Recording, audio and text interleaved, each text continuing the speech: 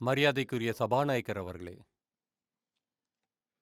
ஒரு நாடு என்பது நம்ம எல்லாருக்கும் வாழறதுக்கான இடம் மட்டும் இல்ல. நம்ம எல்லாருக்குமே இந்த நாடு என்பது உயிர் நாடி மாதிரி முக்கியமானது.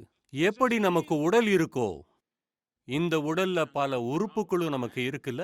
ஒருவேளை கால்ல முள்ளு குத்திருச்சுன்னா அது காலோட பிரச்சனை மட்டும் இல்ல. காலுக்கு என்ன ஆனாலும் என்னன்னு கை சொல்லாது. முள்ளு குத்தின கால அதுவே பாத்துக்குன்னு சொல்லாது.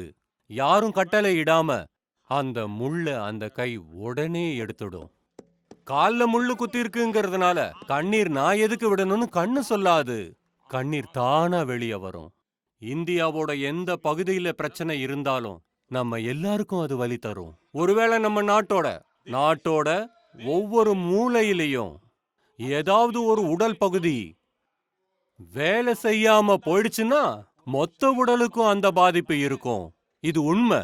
இது மாதிரி நாட்டோட ஏதாவது ஒரு பகுதியில நாட்டோட அங்கமானது ஒற்றுமை இல்லாம இருந்துச்சுன்னா அந்த நாடு வளர்ச்சியே அடையாது.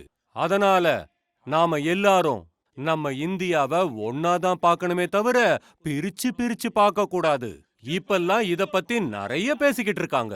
அரசியல் சுயநலத்துக்கு நாட்டை பிரிக்கிறதுக்கு ஒரு நேரட்டிவ் உருவாக்குறாங்க.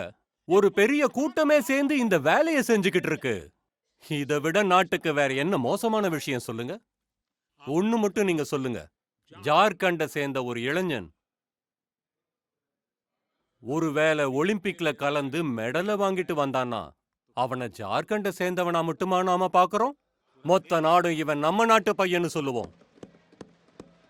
ஒருவேளை ஜார்க்கண்ட் பையன் கிட்ட திறமைய பார்த்தோம்னா நம்ம நாடு ஆயிரக்கணக்கா கோடிக்கணக்கா லட்சக்கணக்கில் செலவு பண்ணி வெளிநாடுகளுக்கு கோச்சிங்குக்கு அனுப்பினோம்னா என்ன நினைப்போம்?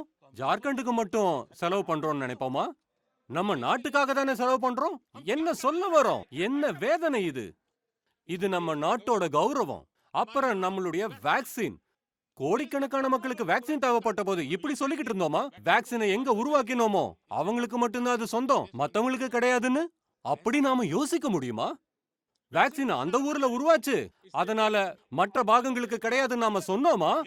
எப்படி யோசிக்கிறீங்க? என்ன மனநல உங்களுக்கு? அரசியல் இருக்கிறவங்க இந்த மாதிரி பேசலாமா? இது ரொம்ப மனவேதனையான ஒண்ணு. உயர் திரு சபாநாயகர் கிட்ட நான் ஒண்ணு கேட்கணும். ஒருவேளை இமயமலை நம்ம கிட்ட பேச ஆரம்பிச்சா, ஒருவேளை இமயமலை இப்படி சொன்னா, நதிகள் எனக்கு மட்டும்தான் சொந்தம், தண்ணி உங்க யாருக்குமே கிடையாது, எனக்கு மட்டும்தான் சொந்தம்னு சொன்னா நாடு என்ன ஆகும்? இந்த நாடு எங்க போய் நிக்கும்?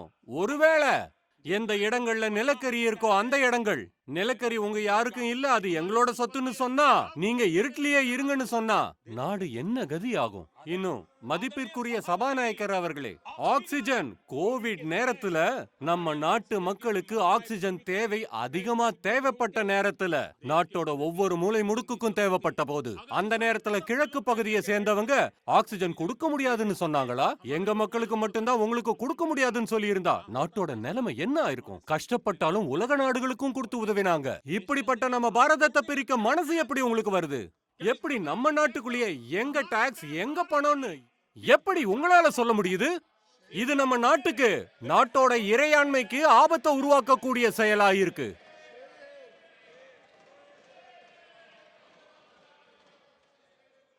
நாட்டை பிரிக்கிறதுக்கு புது புது நேரட்டிவ் உருவாக்குறத முதல்ல நிறுத்துங்க.